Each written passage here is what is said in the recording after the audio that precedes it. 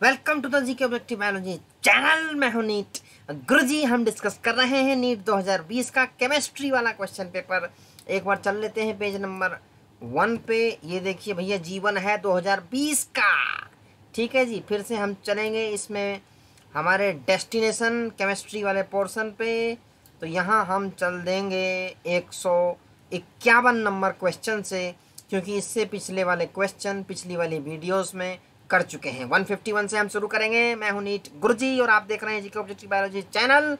तो चैनल को कर दें सब्सक्राइब। इस चैनल पे तुम्हें मिलेगी बायोलॉजी, केमिस्ट्री, फिजिक्स, छोटी छोटी वीडियो, बहुत important videos NEET study material के लिए, और नीट में क्वालिफाई होने की प्रोबेबिलिटी बढ़ती चली जाएगी। तो 151 है, reaction between benzaldehyde and acetophenone in the presence of dilute NaOH is known as NCERT में डायरेक्ट लिखा हुआ है क्रॉस एल्डोल कंडेंसेशन। तो दो तीन चीजें हैं भाई। एक तो ये है एलिमिनेशन के थ्रू कराओ, मतलब कैनिजारो नहीं है, क्रॉस कैनिजारो नहीं है, एल्डोल कंडेंसेशन नहीं है। ये क्या है? क्रॉस एल्डोल कंडेंसेशन है। तो ये जो रिएक्शन है, तो सीधा छूटते ही आंसर तुम्हें मारना है 151 का, ऑप्शन नंबर 3। 152 कह रहे हैं tertiary butyl carbocation is more stable then a secondary butyl carbocation because of which of the following. देखो, टर्सरी ब्यूटाइल कार्बोकेटायन में क्या होगा? टर्सरी मतलब क्या है? 3। ठीक है जी। और सेकेंडरी मतलब क्या है? 2। मतलब कार्बन के दो तरफ कार्बन होगा। इसमें जो हाइड्रोजन होंगे वो कितने हाइड्रोजनों से घिरा होगा? इसमें होंगे तुम्हारे कितने होंगे भाई? 6 होंगे। इसमें कितने होंगे? टर्सरी में इसमें 9 होंगे। तो इसमें जो हाइपर कॉन्जुगेशन बनेगा ना 9 से, 9 हाइड्रोजन से बहुत ज़्यादा बन जाएगा, तो स्टेबिलिटी बहुत ज़्यादा हो जाएगी। ठीक है, due to hyperconjugation effect of the hydrogen present in the nearby of the carbon. ठीक है, तो 152वें का तुम्हारा ऑप्शन नंबर 3 हो जाएगा। ठीक है जी। तो हम फटाफट से डिस्कस कर रहे हैं। 153वें पे आ जाओ। Find out the solubility of NiOH2 in 0.1 molar sodium hydroxide. ये निकालना है सॉल्युबिलिटी। ठीक है, given that ionic product of NiOH2 is 2 × 10⁻⁻15। Ionic product तुम्हारा दिया हुआ है 153 क्वेश्चंस। तो अब हम इसको करने वाले हैं सॉल्व। देखो भाई, अब हम चलते हैं डैशबोर्ड पे, जहां हम इसको करेंगे सॉल्व। तो 150 कौन सा क्वेश्चन है भाई? 153 क्वेश्चन नंबर है 153। ठीक है, 153 का। अब देखो, इसमें जो रिएक्शन है वो क्या है? सोडियम। ठीक है जी, सोडियम हाइड्रोक्साइड, सोडियम हाइड्रोक्साइड। ठीक है, स्लो स्लो चलेंगे। इससे क्या बन, जब ये इसका ब्रेकडाउन होगा तो क्या बनेगा? ये सोडियम आयन बन जाएगा। ठीक है जी, सोडियम आयन बन गया, प्लस OH माइनस हो जाएगा, प्लस OH माइनस। ठीक है जी, तो ये कहानी हो गई। अब देखो 0.1 मोलर क्या दिया हुआ है? 0.1 मोलर।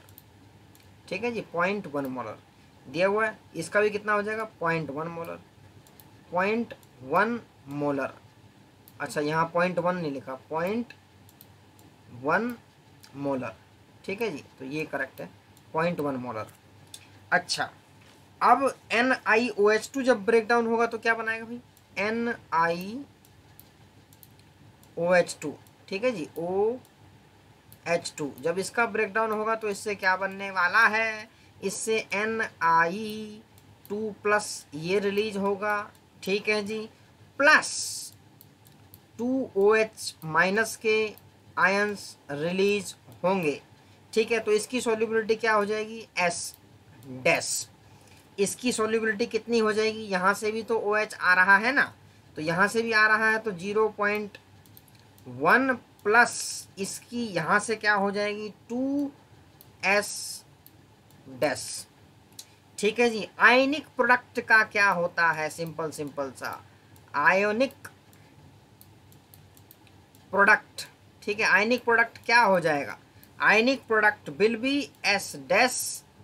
ठीक है, S- इनटू इसका हम काउंट करेंगे 0.1 प्लस 2S-। ठीक है जी, इसका हो जाएगा ओवरऑल स्क्वायर।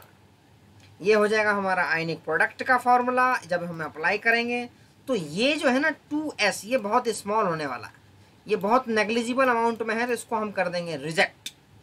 ठीक है जी। जब हम इसको कर देंगे तो आयनिक प्रोडक्ट की जो हमारी 2s is being a very small, तो आयनिक प्रोडक्ट हमारा सीधा सीधा सा जो आ जाएगा, आयनिक प्रोडक्ट एक का दिया हुआ है 2 इंटू 10⁻⁻13। ठीक है जी, ये आ जाएगा हमारा करेक्ट आंसर जब हम इसको s की वैल्यू डाल के सॉल्व करेंगे। तो इस क्वेश्चन में जो तुम्हारा करेक्ट आंसर है 153, ऑप्शन नंबर 4 वाला जो तुम्हारा ऑप्शन है ये करेक्ट है। जब s की वैल्यू डालोगे 2 इंटू 10⁻⁻15 तो तुम्हारा करेक्ट आंसर आ जाएगा 2 इंटू 10⁻⁻13। ठीक है, 153 में ऑप्शन नंबर 4 करेक्ट है। Identify a molecule which does not exist. देखो 154 क्वेश्चन है, इसमें अगर तुम केमिस्ट्री रेगुलरली पढ़ते हो तो तुम्हें पता लग जाएगा कि भाई कौन सा मॉलिक्यूल एग्जिस्ट नहीं करेगा। देखो Li2 लिथियम का एग्जिस्ट करता है, कर सकता है। कार्बन 2 देखा तो नहीं होगा, लेकिन अगर हम साइंटिफिकली देखें तो एग्जिस्ट करता है। क्यों करता है मैं बताऊंगा। ऑक्सीजन का तो सबको पता है। He2 देखो इनर्ट गैसेस के अंदर तुमने देखा होगा कि उसके जो आउटर सेल होते हैं उसमें इलेक्ट्रॉन सारे भरे होते हैं। जब इलेक्ट्रॉन आने और जाने की जगह ही नहीं है तो मॉलिक्यूल कैसे बना सकता है। तो करेक्ट आंसर तो हीलियम होने वाला है, लेकिन साइंटिफिकली इसको हम प्रूव कैसे करेंगे। तो 154 में आपने सुना होगा भैया एक चीज। अब हम चलते हैं नेक्स्ट डैशबोर्ड पे कि बॉन्ड ऑर्डर का formula, bond order, bond order. ठीक है, इसको हम किसी भी मॉलिक्यूल के लिए निकाल सकते हैं। उसमें इलेक्ट्रॉनिक कॉन्फ़िगरेशन करते हैं, उसके बाद bonding electron minus anti bonding electron. याद आ रहा है formula, number of bonding electron minus number of anti bonding electron divided by 2। ये बॉन्ड ऑर्डर, जिसका बॉन्ड ऑर्डर 0 आएगा, जिसका बॉन्ड ऑर्डर 0 आएगा the molecule will not exist. तो इसमें जो तुम्हारा केस है He2, जब इसका इलेक्ट्रॉनिक कॉन्फ़िगरेशन हम करेंगे बॉन्डिंग और एंटी बॉन्डिंग के हिसाब से, तो इसमें तुम्हारा आ जाएगा 0। ठीक है, तो इसलिए इसका कोई बॉन्ड ऑर्डर है नहीं। तो ये सिंपल सा फॉर्मूला लगने वाला है। कैसे हम करते हैं साइंटिफिकली ये तुम्हें बता दिया है। तो ये वाला मॉलिक्यूल एग्जिस्ट नहीं करेगा, बाकी सबका बॉन्ड ऑर्डर आ जाएगा। तो 1 इसमें पूछा है कौन सा एग्जिस्ट नहीं करेगा, तो भैया ऑप्शन नंबर 4 हो गया। Elimination reaction of 2 bromopentane to form pent 2इन इज 155 नंबर। ठीक है जी, elimination reaction of 2 bromopentane to form pent 2इन इज। तो एलिमिनेशन रिएक्शन ऑफ 2 ब्रोमोपेंटेन कौन कौन से हो जाएंगे, कौन कौन से जो तुम्हारे स्टेप्स इन्वॉल्व्ड होते हैं, तो कौन कौन से होंगे भाई। ए वाला होगा क्या, बीटा एलिमिनेशन रिएक्शन, हाँ ए वाला इसमें आएगा। ठीक है जी, फिर कह रहे हैं फॉलो जेस्टेव रूल, ये भी ये फॉलो करेगा, जेस्टेव रूल को भी फॉलो करेगा। और उसके बाद ये डीहाइड्रोहेलोजिनेशन, हाँ ये भी हो जाएगा, डीहाइड्रोहेलोजिनेशन भी होगा, लेकिन डिहाइड्रेशन रिएक्शन नहीं होगी। तो ए बी सी देख लो किसमें दिया हुआ है, ए बी सी तुम्हारा ऑप्शन नंबर 4 में दिया हुआ है। तो भैया यही तुम्हारा करेक्ट है, option number 4 is the correct for 155। ठीक है जी, तो 155 के लिए हमने निकाल लिया है आंसर ऑप्शन नंबर 4। तो 155 का हो चुका भैया। 3 जो स्टेप्स हैं, बीटा एलिमिनेशन रिएक्शन होगी, फॉलो जेस्टेव रूल को ये फॉलो करेगा, उसके बाद डीहाइड्रोहेलोजिनेशन रिएक्शन भी होगी। तो 155 का आ गया 4। 156 पे आ जाओ। 156 पे कह रहे हैं कि भाई measuring zeta potential is useful in determining which property of colloidal solution. तो जीटा पोटेंशियल से क्या देखते हैं, stability of the colloidal solution, stability of the colloidal particles, stability of the colloidal particle. ठीक है जी, तो 156 का 2 हो गया। The number of protons, neutrons and electrons in 175, 71 Lu respectively are. अब देखो ये है तुम्हारा मास नंबर, ये है इसका atomic number.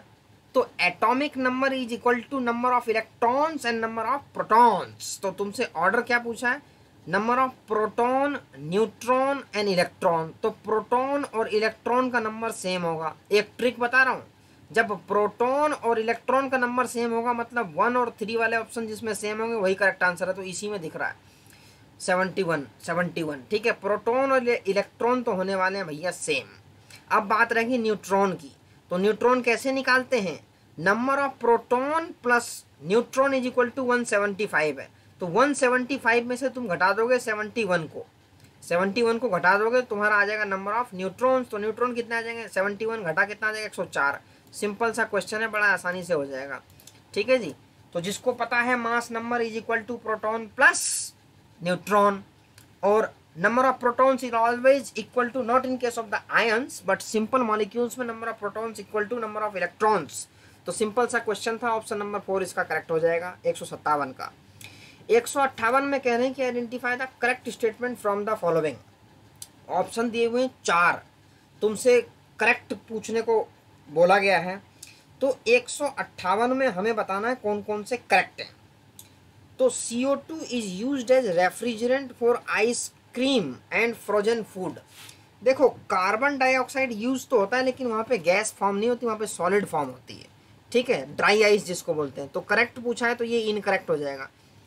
The structure of C16 contains 12 6 carbon rings. नहीं भाई, 12 6 कार्बन रिंग्स नहीं है। ठीक है जी।